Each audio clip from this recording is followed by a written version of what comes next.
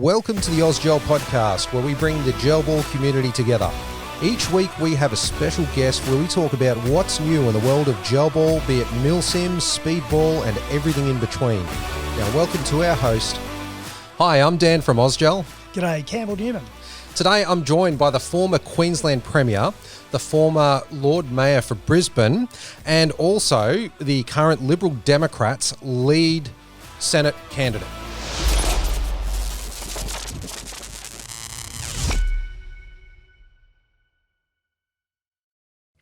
Campbell, thank you so much for joining us, mate. Really appreciate your time. I know you must be very busy.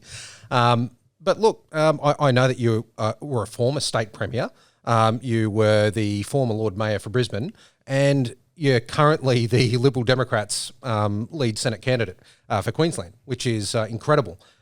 You are also a veteran of defence. Tell us a little bit about your service. Well, I certainly didn't serve in anything warlike, so okay. I'm a bit unsure about the veteran tag. But yeah, look, I served in the Australian Army from 81 through to the start of 94. But that's when I was born. Yeah. Now I'm feeling old. But I actually stayed in the reserves. I was in the reserves actually up until about I think it was about 2010, 2011. Yeah. Wow. And what was your service like? I mean, did you enjoy it? Was it busy? I loved it. I was in the Australian Army Engineers, the Royal Australian Engineers, and I served around Australia in different locations. I was involved in roads and bridges and airfield construction, wharf building in New Guinea. Served with the Americans in Hawaii. Went to the British Army on the Rhine, as it was in those days, with the British Army in Germany prior to the end of the Cold War. So yeah, I had a really interesting time. It's very well travelled and well travelled, and importantly, saw a lot of Australia. Good stuff. Yeah, I do know that the Royal Australian Engineers do quite a lot of work in outback communities, rebuilding infrastructure and assisting those in need. So it's fantastic to hear that you're involved in that. Now, how did you become involved in politics, though? Right. Well, what happened was I left the Army at the start of 94, and I actually had a business career for the best part of 10 years. I was in a consulting firm for a while, and I used to work for mining companies and electricity companies. I also worked for Telstra. Then I was involved in grain handling. So I used to run all the country silos in Queensland, all the port facilities. So my job was general manager operations. So I was in charge of all the collection of the grain, the storage, the movement by trucks and train, getting it down to the ports, putting it on ships. So that was my little empire. And then I did more consulting work myself, my own little business. And then one day I thought, look, I don't think they're building enough roads around Brisbane, and we need decent infrastructure, and we should be investing in the public transport system. And I didn't think the then City Council administration was doing enough. So I rather naively put my hand up and then got selected as the candidate. And it was a 2-year campaign. I kept running my business for a fair bit of the time. And anyway, I ended up winning as Lord Mayor. And so that's how we came to then build the tunnels in Brisbane, basically. Outstanding. Geez. Yeah, it seems like you've got a lot of experience in multiple industries. So it's good to hear about that diverse background. Now, moving on to the topic of gel blasters, though, what's your position on gel blasters? Look, I think it's a really exciting sport, and I think it's just something that's it's great because it's a team sport. I think it's it's obviously skills based. It's exciting. There's a thrill about it, and I think it's something that a family can enjoy as well. Yeah. And it's wholesome and adventurous. I really do. I've never had a go myself, but you know what? I'd darn well like to have a go. I really would.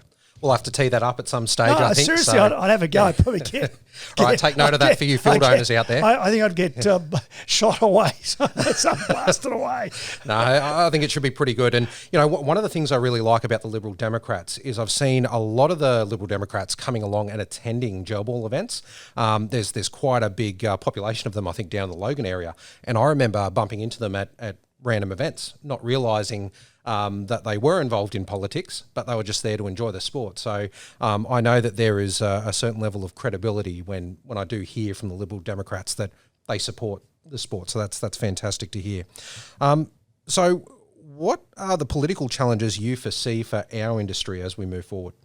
I think in in a phrase, it's the nanny state. Yep. And perhaps just to segue sideways for a sec. Sure. I mean, one of the reasons I'm standing again is that I'm really concerned about where the country's going. I never wanted to be in politics again. I've got my own successful business, or in fact a number of different businesses I'm involved in. I've got business partners who don't really want me to do this. But I just can't believe where Australia's gone, particularly in the last 2 years. And COVID has been a lot about the nanny state. Yeah, it's a pretty scary disease, but the restrictions, the curtailment of our freedom has been over the top. It's been and it's still there, even now, even though we've got very high levels of vaccination compared to the rest of the world, our freedoms are still being curtailed. So if I then come back to gel blasters, well, it's the same thing. It's like I'm afraid there is a mood out there in government and particularly in police services, which bluntly, they'd like to ban it. They just don't want anything that even looks remotely like a weapon. And it's ridiculous. I mean, next they'll be banning little boys pointing sticks at each other. It's nonsense. So, I think that's the biggest threat, that you will have this creeping level of regulation to make it harder and harder to actually enjoy the sport. Yeah, it's essentially like a form of overzealous control, I guess, to an extent, because what I do see is results in Queensland where we're having minimal incidents involving gel blasters, and then I look across at other states and they're drawing facts from somewhere that doesn't appear to exist anywhere. They're saying that there's hundreds of incidents, but when you ask for the evidence, it's never provided. So, look, I was interested. Yeah. I mean, this isn't the same thing, but again, to show how much of a nanny state Australia is today. Yep. Look, when I grew up, we had firecracker night. Yeah. I've got to be truthful about this. I mean, there were accidents, and we were often pretty reckless when we were young teenage boys running around the streets. But they still have firecracker night in the Northern Territory. They have problems up there.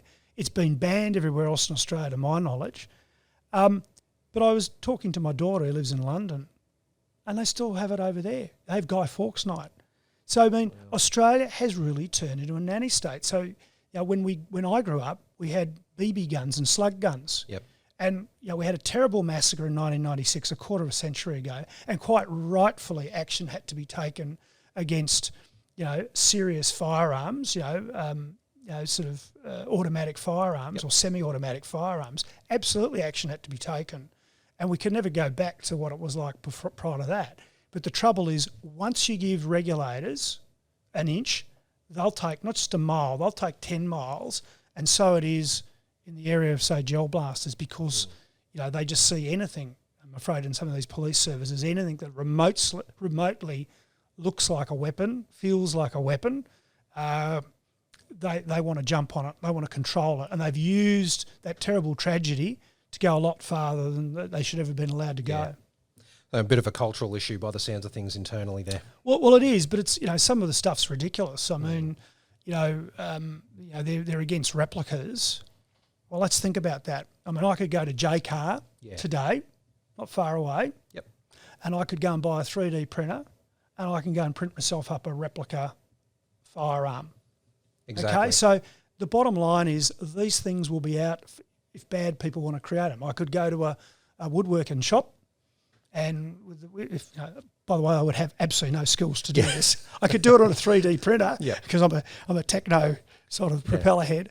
But I could have a go at a woodwork shop, paint it black, and it might pass on a dark night. The point is, what they're trying to do as well is go after replica firearms as well. Well, they have, and in terms of regulation, there are diminishing returns in terms of safety of the community. I say enough's enough. Yep. No, I totally agree with you there, and I think a lot of the people that are watching and listening right now will as well. Look, I remember having this conversation with you when you kindly hosted us at your house. Thank you very much for that. But I do remember the conversation we had surrounding how easy it is to acquire something that would look like a real gun anyway. I think the example I used was, I could walk into a toy shop, buy a toy gun, paint the end black, and voila, I've got myself a replica. So I mean, the argument is starting to get a little bit old now, and I think you're right. You know, there is that over-regulation at the moment. But look, more importantly, how can you and the Liberal Democrats assist us as an industry? Well, firearm regulation is the province of the states, and so I'm standing for the federal Senate, and it is actually, to be honest, limited. But there's still advocacy, and there's a couple of other levers as well. So, if I'm elected, I'm going to be very happy to be a champion for gel blasters and the community, the sport. Very happy to do that, and I'm happy to intrude into a debate at state level anywhere in Australia and say my piece on behalf of the sport. The other thing I can do is in relation to some of these processes that work behind the scenes. So, for example, there's a group of senior police that come together, from around the nation, tend to meet in Canberra, and they're the ones who cook this stuff up. Yep. And they then go back and deploy new changes, new regulations in their own administrations. I'd like to see some openness about that process. I'd like to know when they're meeting, what's on the agenda, what they've discussed and agreed, and I'd like to see them justify themselves. So I think I can make a difference there. I think the final area, probably one of the most relevant areas though as well for people who are providing the tools of the sport to people who enjoy it, it's the issue of stuff coming into the country. So it's the ability to import the original gel blasters, spare parts, etc.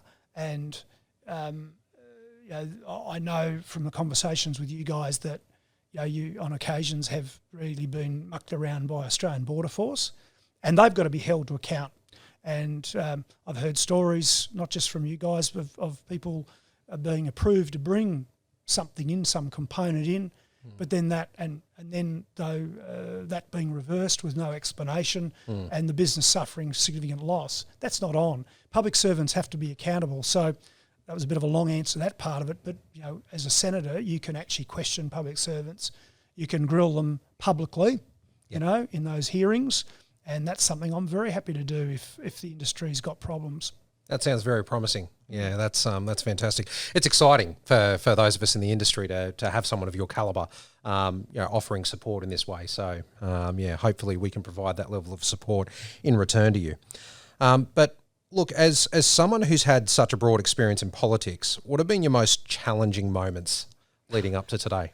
Oh, I don't know where to start there. Are you talking about when in terms of being Premier or Lord Mayor or? Let's go with Premier. I think, I suppose that some of the decisions we had to make on the finances, because often people say, oh, he's the guy who sacked public servants.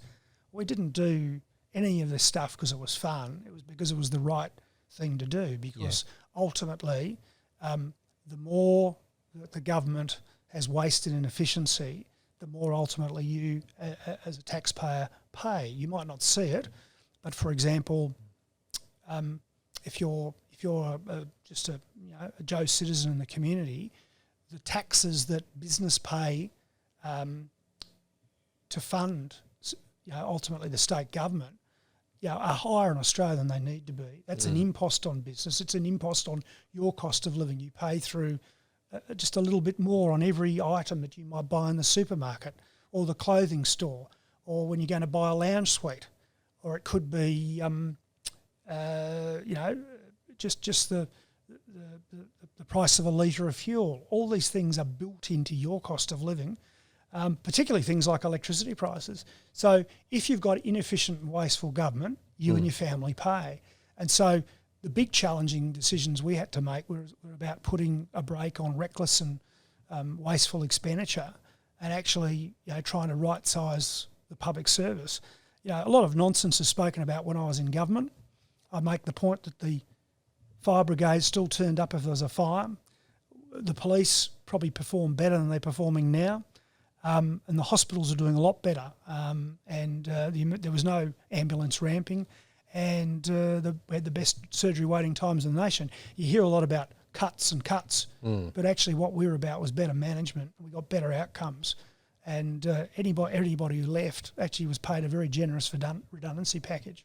Wow, there you go. That's the sort of stuff you don't so hear that's about. yeah. So that was tough because I wear the criticism of making those tough decisions. Yeah. But it wasn't because I liked doing it. It was because it had to be done to help millions of Queenslanders and their families. And I guess you inherit what you inherit when you're taking a position like that. Yeah. So there you go. All right. What do you hope to achieve if elected as a Queensland senator? Oh, well, I think we've talked about stuff for the industry, but more broadly, I mean, the big thing I want to try and achieve is actually better government in the federal sphere. I'd like to see, for business, I'd like to see less red tape, less bureaucracy. I'd like to see taxes and charges on business come down so we can see more people employed. I'd like to see a more efficient public service that actually treats Australian citizens as being the bosses. Good stuff. And I'll go back to what I said about COVID. We have been bossed around by bureaucrats for almost the last 2 years, and they've got to be held to account, and that's what I'll do if I'm there. I'll be working, fighting for everyday mums and dads and their kids to actually make sure that government does a better job for them. That's the thing. There's other areas that we're talking about as Liberal Democrats, for example, education. We want the parents and the child to get basically the funding for education. So think about that for a second. I don't know if you've ever followed, and if any of the viewers have followed the National Disability Insurance Scheme. If you're a person with a disability today, the way it works is you get a funding package. Then you get to decide who you actually go to get support from. So it's a similar principle. We're saying the family should get the funding package for each child. The parents then decide which school they send their kids to, and it makes the parents and the kids the customer of the education system. So if you're not happy with the school, you pull the child and you go elsewhere. And you know what? That might focus the educators on doing the very best to keep the parents and the parents happy because the kids are getting a great education. So we want to see NAPLAN gone because we think it's doing weird things to the way kids are taught. Those are some examples. But in a nutshell, we're about smaller government, we're about free speech, we're about families being able to live their lives without interference. We're talking about fair taxes, lower taxes, and we're trying to achieve those things. So there's a thing we've called the Freedom Manifesto. If people want to go to our website, I saw that pop up on your Facebook page. It's ldp.org.au/freedom, and there are some fantastic ideas there. Now, if we're just a small party in government, honestly, we're not going to be able to implement those necessarily. But I can tell you what, we're going to work damn hard to get some of those things up if we've got this balance of power in the Senate. Because what we'll do is we'll say, look, if you want that to get up, government, we need this. For example, we would like to see the tax-free threshold in this country go to $40,000, and then it'd be only 20 cents in the dollar flat tax after that, and make sure people get a big tax break and actually then decide how they're going to spend their money rather than getting allowances back from the government. So I do like that, and as a small business owner myself, I really like hearing that. So, I mean, I think that's something that would, take a lot of pressure off a lot of small business owners as well as your average Joe citizens out there. And I really like your ideas with the NDSS. That's fantastic. But look, for now, thank you so much for donating your time to us today. Thank you for the opportunity. I really appreciate it, Dan. Yeah, really appreciate you coming along. This is fantastic. Never thought that we'd have Campbell Newman on the podcast. That's absolutely incredible. So, I'm stoked to see you here. Do you want to let our viewers and listeners know how they can find out more about yourself and the Liberal Democrats?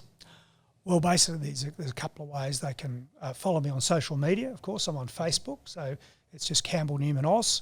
I'm on Twitter, although that's not for the faint-hearted Twitter. Yep. I'm on Instagram as well. You can find me there. I've got my own website, campbellnewman.com.au, and there's also stuff on the Liberal Democrats website, which is ldp.org.au. But the important thing is /freedom, so they can see those important policies. Fantastic. Oh, and they're not, and I should have said this, Dan. Yeah. These are not the normal, can I say this, bullshit policies. Or is this is too much? No, this is good. These are not the bullshit policies you'll see from the major parties. Yeah. Because they're real meaty policies. They're not sort of dumbed down, focus grouped. They are serious thought provokers. Like I mentioned some of them. Another one is that we should have a thing called recall elections, where if you don't like the government and what they're doing, you can actually get, say, 100,000 names on signatures on a petition and force them to have an election. I like that idea. Anyway, Yeah, I just should have thrown that in as well. Yeah. But that's what we're about. So thank you, mate. Fantastic. Oh, excellent. Well, appreciate your transparency. That's amazing. And ladies and gents, as always, I'm Dan from Ausgel, and you can find Ausgel at www.ausgel.com.au, across all the socials as Ausgel, and on Instagram at AusgelAmmo. Thanks for watching. See you later. Thanks for tuning into our podcast. It means a lot to us. If you enjoyed today's podcast, leave a comment or review below and hit the follow or subscribe button. If you have any questions or want to be part of a future episode, or even want to know more about Ausgel, head to ausgel.com.au to get in touch.